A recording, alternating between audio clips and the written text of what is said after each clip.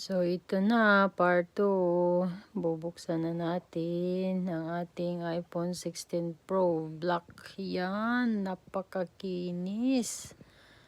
Ayan. Agoy, gusto pang kunin ng aking baby. Gustong mauna. iPhone 16 Pro. Black. Ayan. So, ganyan yung kanyang cord.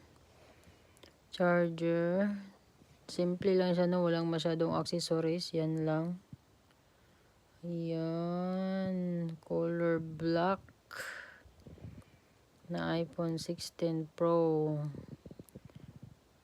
Napakaganda. Iba yung design niya.